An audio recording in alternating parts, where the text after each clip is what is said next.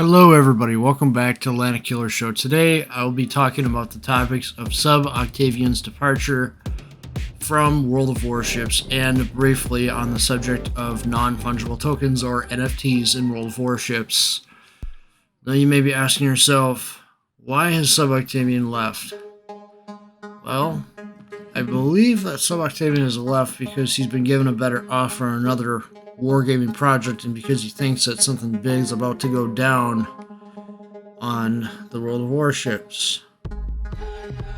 So mainly, I've kind of had a give and take relationship with Sub-Octavian over the years here. Some things I didn't always agree with his handling of certain forum discussions in particular.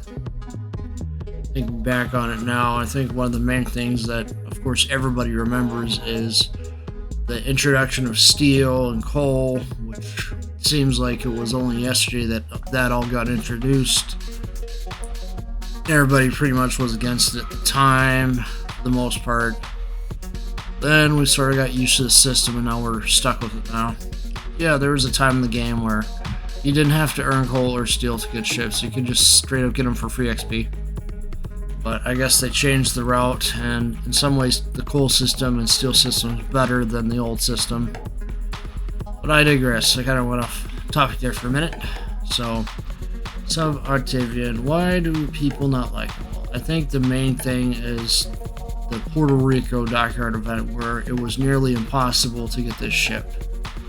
You literally had to put down like 150, like in my case, in order to get it. That's what I remember myself putting down because I bought half the stages and then I grinded through the rest of the stages pretty much.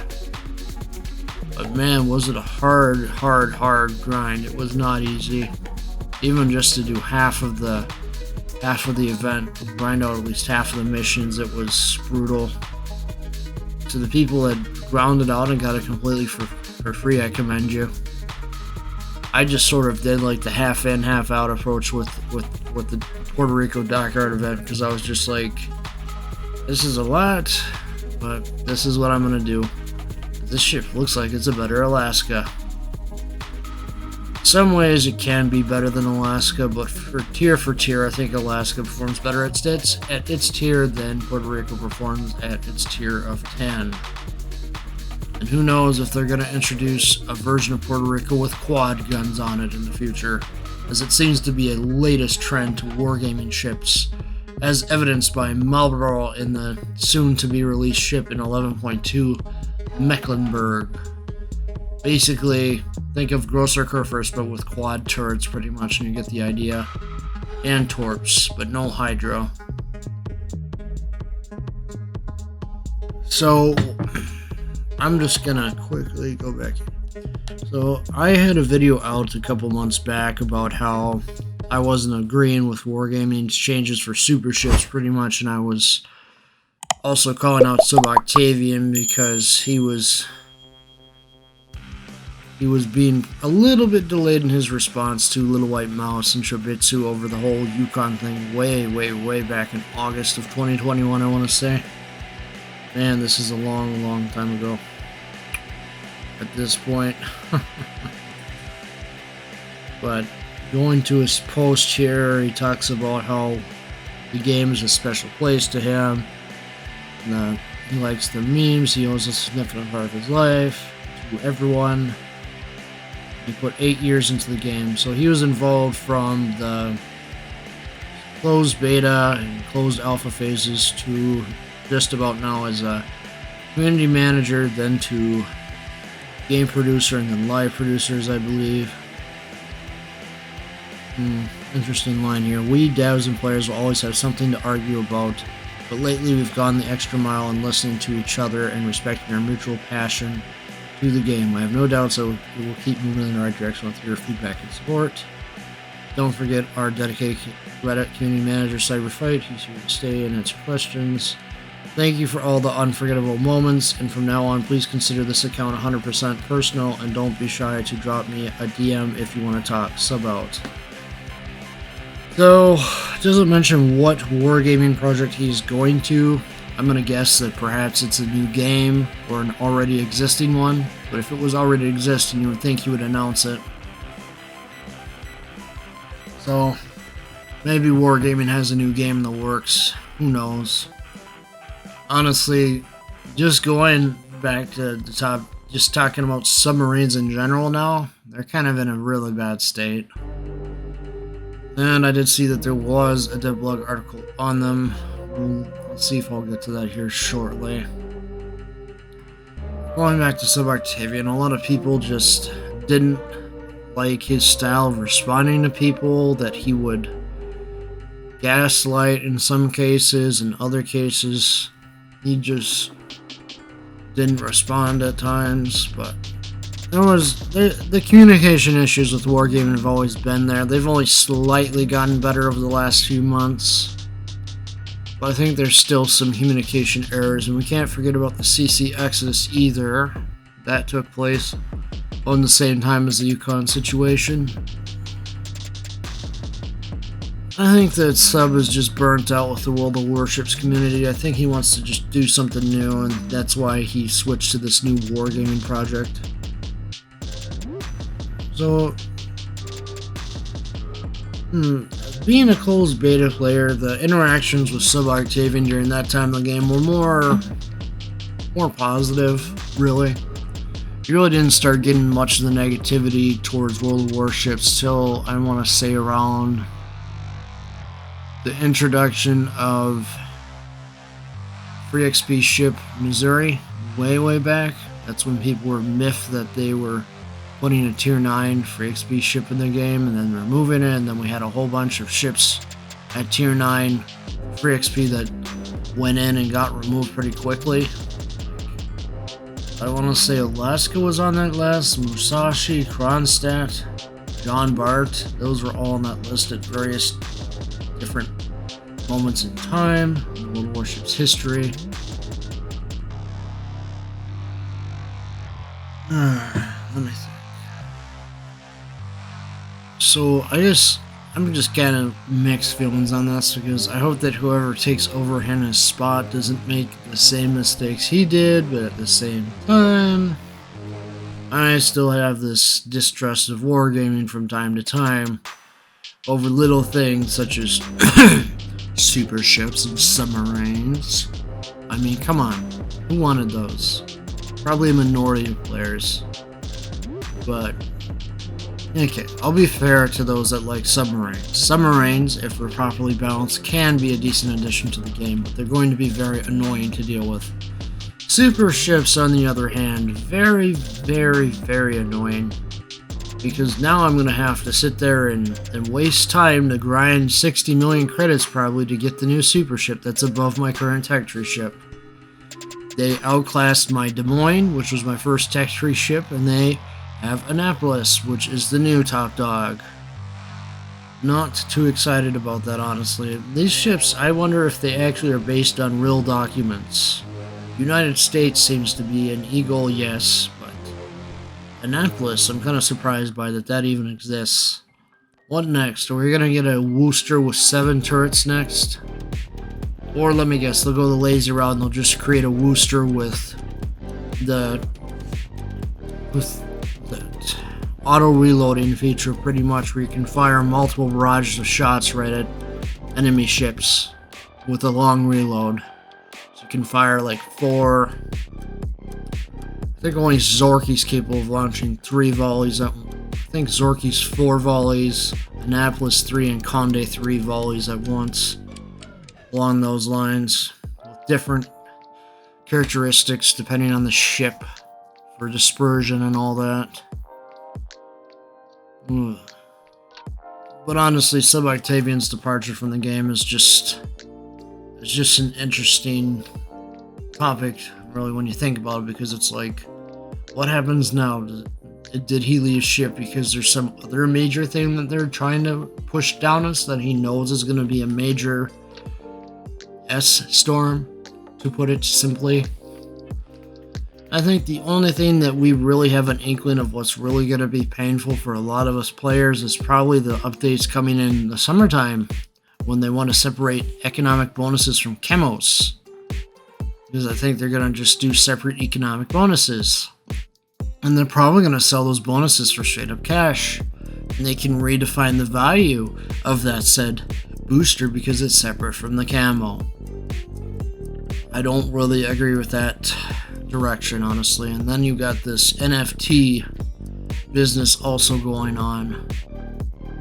The whole situation with NFTs is just kind of ridiculous because they've already been introduced in other titles, mainly Ubisoft ones, and the overall interaction is negative because it's basically a digital item, an image of a digital item. Sometimes it has a little 3D spin to it or something, but you're essentially paying money to get a digital item that can spin and rotate. It has no practical use inside the game whatsoever. Now, I don't know much about this World of Warplanes experiment into NFTs, but it does not bode well if they're already experimenting with the idea. Much less YouTube also exploring it as well. I don't know what that's going to entail, but I'm willing to change whatever settings I need to on the channel to basically not allow people to make NFTs of my videos, if I can. Honestly, the main reason why I'm frustrated by NFTs over anything is because somebody can just take a thumbnail of my video and essentially turn it into an NFT, and then they can blackmail me and basically be like, now I own this. Now you gotta pay me, pretty much, you know? Just imagine somebody doing that to any YouTube content creator. Like, I made this example that they might do this to the Mighty Jingles because he's a popular World of Warships and World of Tanks YouTuber. He'd obviously be an easy target for him. And what's Jingles supposed to do? Is he supposed to sit there and just take it, or is he forced to sit there and just change all the thumbnails on his videos? And then what then? Once the dum-dum sits there and gets the new thumbnails. I mean, it's a rabbit hole which I don't really think World of Warships needs to go down. Honestly, I think that the NFT should stay to the images of the funny apes and stay to that. I don't think it needs to be in video games. I think it's a super negative thing to introduce into games overall. Cryptocurrency, honestly, is tied with it in this blockchain technology. I think that some cryptocurrencies are good and others are just plain terrible. Like when the YouTuber Poseidon Ice sat there and made his own cryptocurrency. I thought that was really out of line because he basically lied to his audience and pocketed, I want to say, $500,000 pretty much, and got away with that. Can you imagine what kind of scary doors were opening up by letting NFTs even be present in the game? The fact that it's in the terms of service, that's scary, honestly, because you just don't know what they're going to do with that. They could sit there and put the NFTs in little boxes and whatnot, like they've done with the camos in the past. I mean, seriously, the possibilities are endless. I just don't get how there isn't more of a pushback against gaming companies in general, right? It's just a whole can of worms I think people don't know enough about.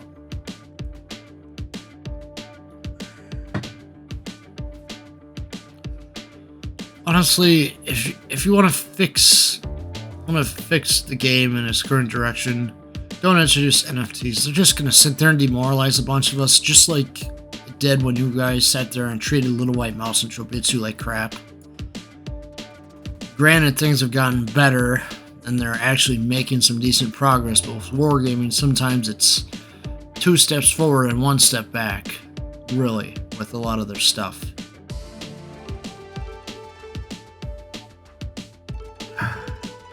I think that the current monetization is already enough already. And the fact that they're coming out with these tier 10 premiums still for doubloons is beyond me.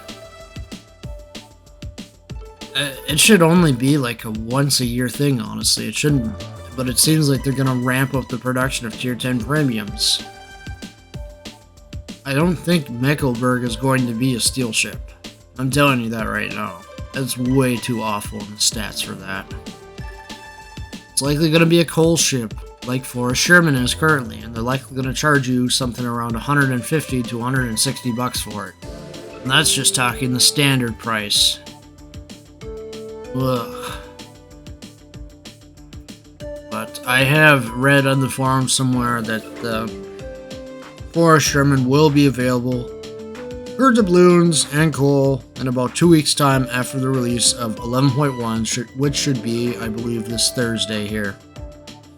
So that will be interesting in and of itself. As for other news, we got this World of Warships rebalance of submarines. They're basically going to give them like some oil slick. So if they take damage, they're going to give off an oil slick and you're going to be able to see where they are. They still haven't changed that awful mechanic of having to use damage control party to get rid of sonar pings, which is really annoying when you think about it. Ugh.